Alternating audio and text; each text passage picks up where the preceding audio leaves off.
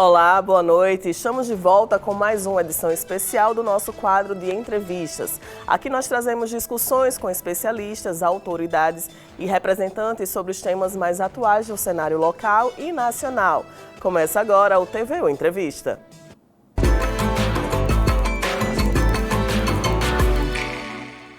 E hoje comigo está Mônica Mourão, que é professora do Departamento de Comunicação Social aqui da UFRN. Ela é doutora em Comunicação pela Universidade Federal Fluminense. E além das suas atividades docentes, Mônica coordena o grupo de investigações sobre linguagem, memória e representação. Ela também é membro do Intervozes, Coletivo Brasil de Comunicação Social, e coordena o Centro de Referência em Direitos Humanos Marcos Dionísio. Boa noite, seja muito bem-vinda aqui ao TVU Notícias. Boa noite, Jamile. Obrigada pelo convite.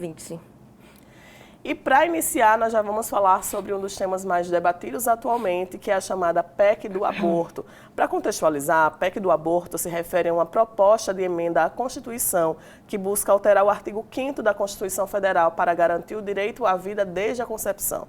Isso proibiria o aborto em todos os casos, incluindo os atualmente permitidos por lei no Brasil, como gravidez resultante de estupro, risco à vida da gestante ou anencefalia do feto. A proposta, claro, gera muitas controvérsias, especialmente pela forma como essa questão é debatida.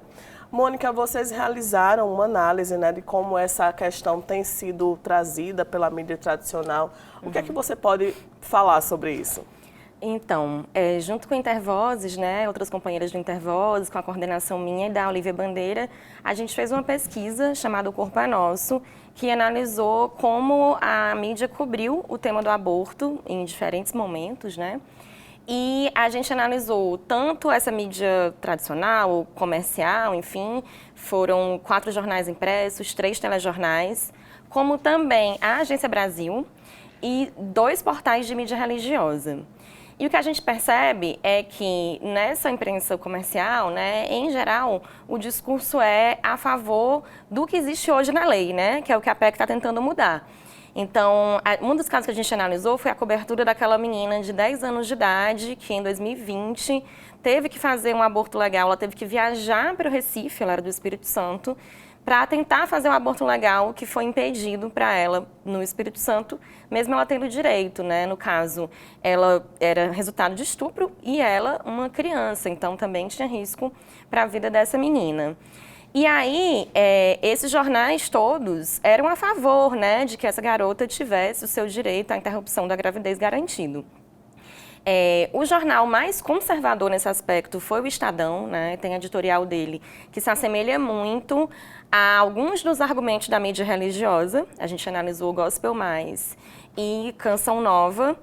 E os argumentos dessa mídia religiosa, em alguns momentos, né, se assemelham ao do Estadão, quando falam que não deve caber, por exemplo, ao Judiciário, né, não deve caber ao STF decidir sobre esse tema, colocando isso para o Congresso, que a gente sabe, como a gente está vendo agora, né, com essa PEC, essa tentativa de aprovação dessa PEC, é um espaço muito mais retrógrado, né, então, que promove retrocesso dos nossos direitos. Tem essa defesa, né, de que esse deveria ser o espaço legítimo para se decidir sobre as leis em relação a direitos sexuais e reprodutivos das mulheres e outras pessoas que gestam. E na mídia religiosa, mesmo no caso dessa menina de 10 anos, eles colocavam favoráveis, na verdade contrários, né, à interrupção da gravidez, e diziam que era uma defesa das 2 vidas, né? Como se fosse, como uma juíza falou depois, né, para uma criança, será que não dá para esperar mais um pouquinho para poder nascer esse bebê, né, filho de outra criança? E, enfim, não sei se vocês chegaram a ver nessa discussão da PEC agora, a Jandira Fegali, que também é médica, né, estava dizendo que não existe nenhuma gravidez na adolescência que não tenha risco para a gestante, quem dirá para a criança, né? Então, assim, é claro que Gospel Mais e Canção Nova não representam o conjunto de pessoas evangélicas nem católicas, inclusive existe pesquisa que diz que muitas das mulheres que abortam são evangélicas, são católicas, porque não é isso, né, que faz com que a mulher tome essa decisão.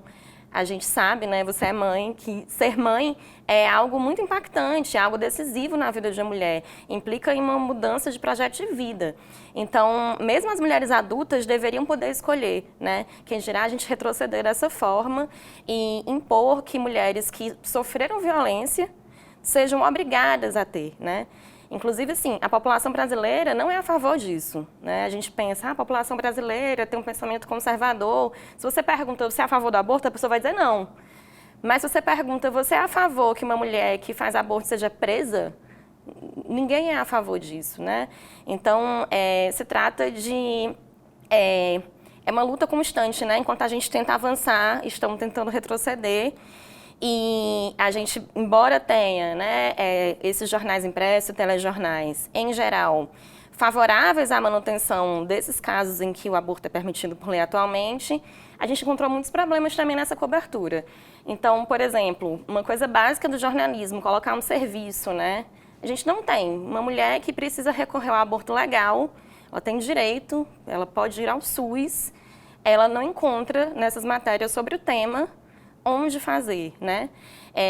Acaba que, por exemplo, a cobertura do caso da criança foi muito mais intensa do que depois quando se vai discutir políticas públicas, né? O governo Bolsonaro chegou a emitir portarias que limitavam, né? Que procuravam limitar o direito ao aborto, mostrando ultrassonografia para tentar fazer um convencimento dessas gestantes. Então, a gente vê que não existe um aprofundamento, né? Não existe uma contextualização e não se discute tanto a política pública, né? Se faz muito mais reportagens e matérias sobre esses casos que são tão escabrosos que chamam a atenção, mas infelizmente são comuns, né? A gente tem pesquisa também mais recente sobre a quantidade de meninas, né, de crianças que são mães no nosso país. E a forma como isso é retratado impacta, inclusive, no senso comum, né, no debate da sociedade, da população comum. Como é que você analisa isso? Então, inclusive, num dos debates que a gente fez no lançamento dessa pesquisa, a professora Verônica Ferreira, que é professora aqui também da FRJ, do Serviço Social, ela falou uma coisa que eu achei muito interessante, né? Que é o quanto a gente precisa começar a falar também de forma mais naturalizada, né? Não precisa ser um grande tabu. Inclusive, o aborto não precisa ser uma coisa violenta, como muitas vezes se coloca. E várias vezes, mesmo a gente que defende os direitos sexuais e reprodutivos acha que é algo muito complicado. E se for no início da gestação, né, o que também significa que a gente precisa que esses equipamentos públicos funcionem a contento e que a informação circule de forma correta, né?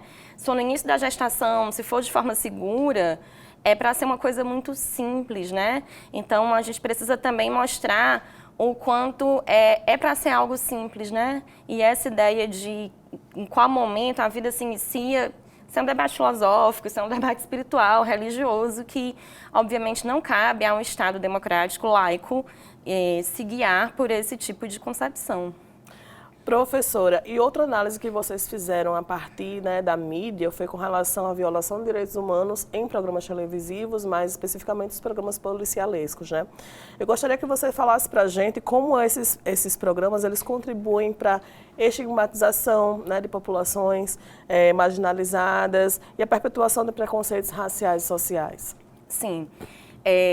As pessoas que são vítimas das violações de direitos por parte desses programas policialescos são mais ou menos o mesmo grupo social que também está encarcerado, né? Tem uma relação muito forte aí, que em geral população negra, população pobre, né?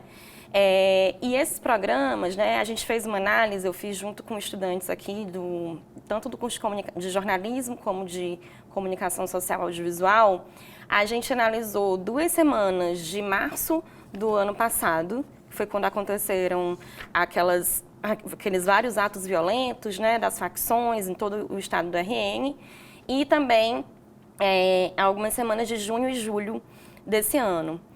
E o que a gente percebe, né? A maior parte das violações são violações à presunção de inocência e ao direito ao silêncio, que em geral andam juntas, né? Aquele repórter que está ali com o microfone na cara da pessoa que não quer aparecer. E a gente vê também uma total descontextualização também do que está acontecendo, né? Então, por exemplo, quando começaram esses, né, fogo em carro, na rua, enfim, todos aqueles atos violentos que aconteceram, demorou muito até a imprensa falar, muito que eu digo, sei lá, um dia, digamos, 2 dias, mas... Que é muito, né, para a imprensa. Exatamente, no tempo do jornalismo, no tempo da internet, é muito tempo. Para alguém mencionar o que estava acontecendo nas prisões do Rio Grande do Norte, o que estava acontecendo em Alcaçuz, né? E aí, durante essas 2 semanas, essas pessoas que estavam presas, elas foram punidas pelo que estava acontecendo lá de fora, como se já não fossem, né? Isso não sou eu que estou dizendo, vieram peritas do Mecanismo Nacional de Combate à Tortura para visitar novamente essas prisões e se assustaram. Essas peritas que fazem visita a várias prisões se assustaram com as condições aqui no Rio Grande do Norte. Comida estragada, pouca água, sem papel higiênico, enfim, e castigo físico, né? Essas pessoas ficaram sem poder receber visita nem de advogados durante esse período que estava acontecendo essas ações violentas. E aí, assim, em geral, mesmo o jornalismo, digamos, sério, jornalismo de verdade, né? Porque policialesco talvez a gente devesse chamar de outra coisa. Demorou um pouco a colocar que havia uma ação violenta que tinha relação com a situação nos presídios, né? Então, a gente, mesmo esse jornalismo, parece que às vezes tem dificuldade de aprofundar alguns temas. E no policialesco era, enfim, show de violação, né? Então, assim, mostrando as pessoas que não queriam aparecer, tentando forçar pessoas a falarem. E a gente tem, né, um problema muito grande que, como é categorizado como jornalismo, não como entretenimento, não tem classificação indicativa, pode passar a qualquer hora, passa na hora do almoço, né? Não assiste na minha casa. Vai no self-service popular na hora do almoço e vê o que está passando na televisão. E isso, sim, as crianças têm acesso também a imagens muito violentas, né? E a gente vê que não tem uma responsabilização dessas empresas de comunicação em relação a isso.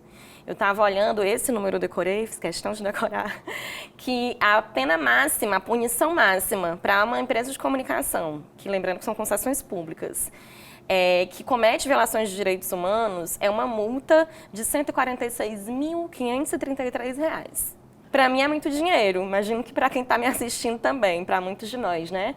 Mas para uma empresa, vamos olhar, se a gente procurar lá na tabela, quanto que elas lucram com um anúncio de 30 segundos. Já paga várias vezes a multa máxima no caso de violação, né? Que, em geral, não se chega a esse ponto, né? Em geral, essas violações acontecem e nada é feito, né? Agora, vamos mudar um pouquinho a temática, mas ainda dentro dessa questão de direitos humanos e violações de direitos humanos, a gente vai falar sobre audiovisual, né? Especialmente agora que o cinema nacional está tão em evidência com esse filme Ainda Estou Aqui, que trata novamente a questão da ditadura. Professora, eu queria que você falasse de que maneira essas produções audiovisuais elas ajudam a preservar a memória da ditadura, né? E a conscientizar novas gerações. Sim. Acho que pela ausência de uma justiça de transição da ditadura para a democracia no Brasil, pela falta de uma política pública de memória que seja, né, constante, que esteja no país inteiro, a gente tem algumas coisas que aconteceram, que estão acontecendo. Aqui no RN, por exemplo, atualmente tem uma Comissão Estadual da Verdade, né? A reitoria vai diplomar pós-mortem 2 estudantes, Emanuel Bezerra e José Silton, que foram desaparecidos, né, assassinados pela ditadura. A gente tem algumas iniciativas, então, em relação a políticas de memória sobre o tema, mas é algo ainda muito frágil, né? Diante dessa fragilidade, parece que o cinema e o audiovisual se colocaram num papel educativo que nem necessariamente precisava ter, né? Talvez a gente pudesse fazer coisas muito mais, enfim, diferentes, fora de padrões, se não tivesse realmente essa necessidade de se contar e recontar algumas histórias, né? No Ainda Estou Aqui, a gente vê o reconhecimento do Estado, né? Já nos anos 90, o governo Fernando Henrique Cardoso, em relação à morte do Rubens Paiva. Isso aconteceu com famílias de outros desaparecidos, assassinados. Mas a gente ainda tem, no debate de ideias, né, uma memória muito frágil do ponto de vista de quem foi contra a ditadura. Então, por exemplo, a direita está aí nessa disputa, né? E é muito simbólico que Jair Bolsonaro foi um presidente eleito que, quando deputado, impeachmentou a presidenta que fez a Comissão Nacional da Verdade, a Dilma Rousseff, homenageando o torturador da Dilma, né? Esse cara foi eleito. Então, existe uma disputa aí, não se sabe exatamente qual é a memória coletiva no Brasil em relação à ditadura. Quando Wagner Moura lançou Marighella, teve uma campanha organizada, orquestrada, com robôs, para derrubar a nota do filme numa plataforma de filmes, o IMDb, né? Eu fui atrás de ver outros conteúdos da direita sobre isso. O MBL, Movimento Brasil Livre, fez vários vídeos criticando o filme, só que eles não tinham nem assistido, né? Não vi, não gostei. Sim. Por quê? Porque coloca o Marighella como um herói, né? Aí entram outros preconceitos deles, né? Ah, não podia ser esse ator fazendo Marighella. Marighella não era preto, Marighella era branco, enfim, né? No caso do Ainda Estou Aqui, ainda estou começando a circular pelos comentários de Instagram e ver conteúdo de MBL a respeito, mas já vi algumas coisas do tipo menosprezando o filme, porque é como se fosse uma concessão premiar esse filme, né? Ou como se fosse apenas pela estratégia de marketing. Enfim, a gente sabe que o Oscar envolve campanha, né? Quase uma campanha política. E a equipe do filme está colocando isso às claras, assim, não é algo escondido, né? Mas já estão tentando certos grupos desqualificar o filme a partir daí, né? Então, essas disputas estão postas, né? Eles também estão produzindo conteúdo. Existe uma produtora de direita chamada Brasil Paralelo, que inclusive conseguiu veicular conteúdo na TV Brasil durante o governo Bolsonaro. Está passando alguns conteúdos em escolas, né? É algo bem perigoso, que são conteúdos de revisionismo histórico, tanto sobre a ditadura quanto sobre outros temas, né? Então, é muito importante a gente ter produções, né? Como Ainda Estou Aqui, mas a gente sabe que a gente tem um problema muito maior, né? Em relação à memória da ditadura militar de 64 no Brasil. Professora Mônica Mourão, nosso tempo acabou. Nós temos muito assunto, né, para tratar sobre esse tema que é super relevante. Infelizmente, as violações de direitos humanos é uma constante e a gente realmente tem que debater, tem que trazer à tona sempre essa temática. Eu agradeço novamente a sua presença aqui comigo. Muito obrigada. E o nosso quadro de entrevistas fica por aqui. Agradecemos novamente a professora Mônica Mourão pela participação. Lembramos que esse episódio ficará disponível na página da TVU no YouTube. Então, para você, um bom final de semana e até mais.